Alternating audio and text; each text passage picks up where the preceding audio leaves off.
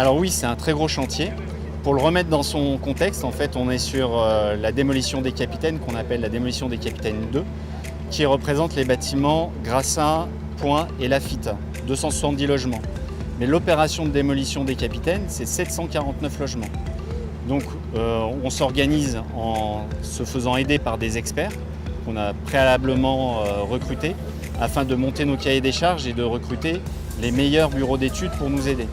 La spécificité dans les équipes qu'on a pu monter, c'est d'avoir à chaque étape un expert amiante qui nous aide jusqu'à la consultation des entreprises et y compris sur le suivi des travaux.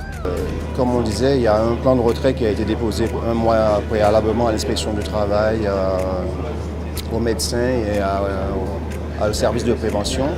Après, nous, on intervient un mois après avec la phase de confinement, c'est-à-dire l'échafaudage que vous avez vu autour du bâtiment.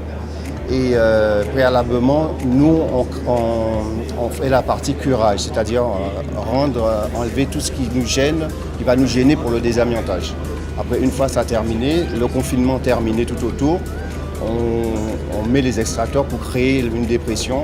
Voilà. C'est un chantier colossal, puisqu'il s'agit actuellement de faire le point sur les différentes étapes pour arriver à la démolition. On a parlé de construction intérieure, on a parlé de désamiantage, donc nous sommes à ce stade-là. Et ensuite, la prochaine étape, bien sûr, c'est la démolition. Les capitaines remontent l'histoire, après les résidences résolues, après les plaines. Nous voilà qui franchissons une nouvelle étape de cette rénovation urbaine.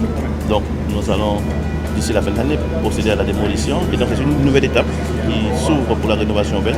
Le maire a vraiment voulu, le maire Jaltin a vraiment voulu que nous puissions mettre en place tous les aspects respectant un petit peu la démarche de relogement imposée par l'ANRU. Bon, il est vrai que c'est le cœur même du dispositif, c'est la personne.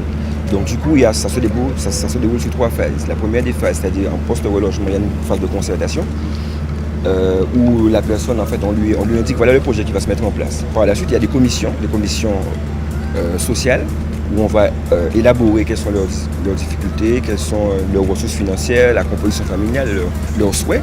Après, il y a une commission technique où un petit peu s'ils sont éligibles au projet. Sur 750 personnes au total, dans la première tranche, nous avons déjà quand même participé à 187 relogements. La deuxième phase, il en reste une quarantaine de personnes sur 196 personnes. Donc, c'est un projet qui se déroule au fur et à mesure.